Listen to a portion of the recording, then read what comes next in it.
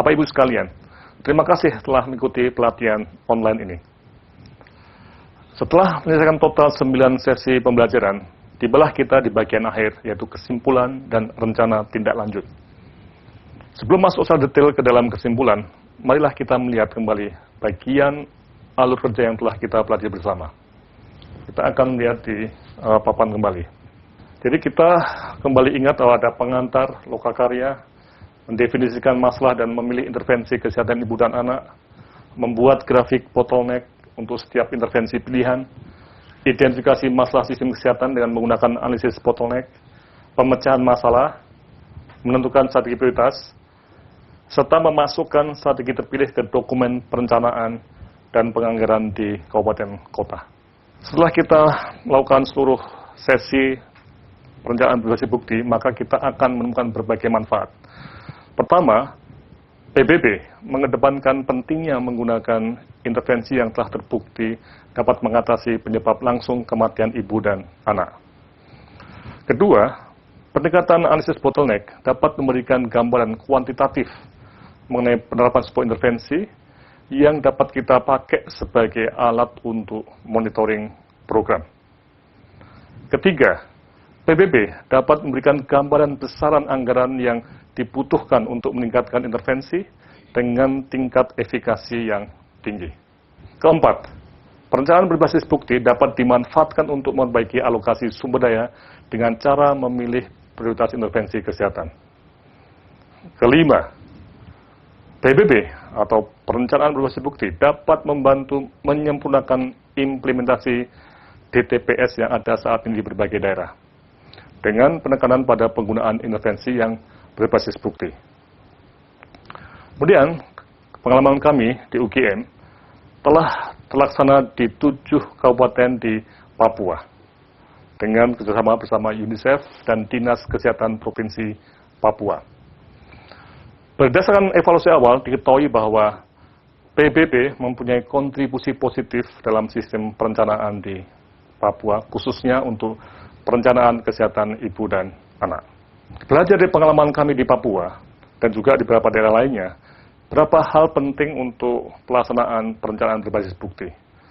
Pertama, diperlukan sebuah jaringan kesehatan ibu dan anak di kabupaten dan kota sebagai partner atau mitra kunci dalam mengimplementasikan perencanaan berbasis bukti.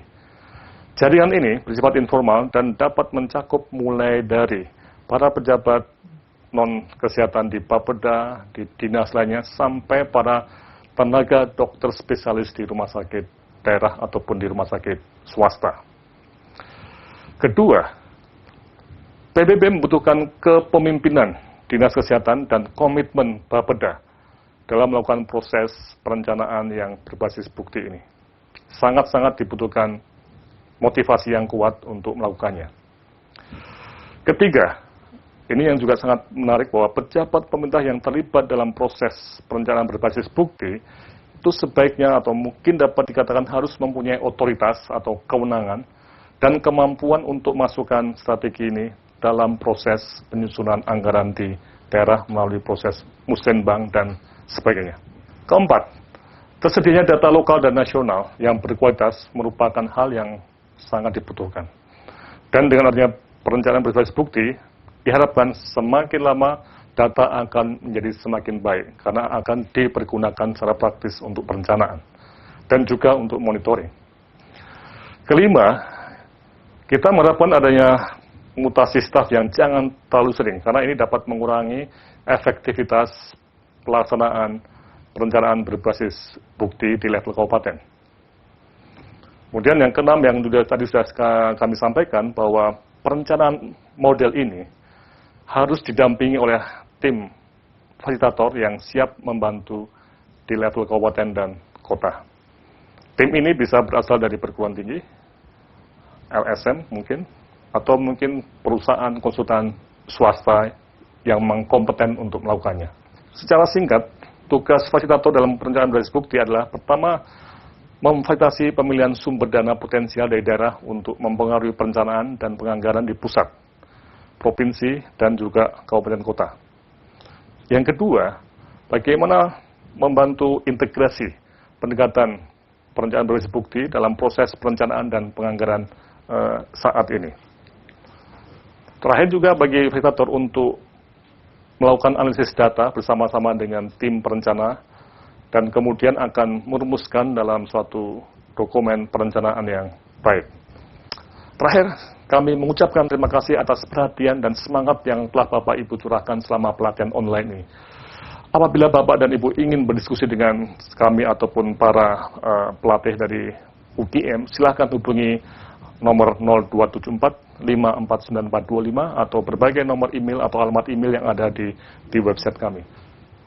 Untuk selanjutnya, kami ingin mengembangkan pendekatan perencanaan berbasis bukti ini ke daerah lain. Apabila Bapak dan Ibu di Dinas Kesehatan ataupun di Bapeda ataupun di perguruan tinggi tertarik untuk mengembangkan, dapat mengikuti apa yang telah kita latih dalam pelatihan online ini. Sekali lagi, kami mengucapkan terima kasih dan sampai bertemu kembali di pelatihan online lainnya.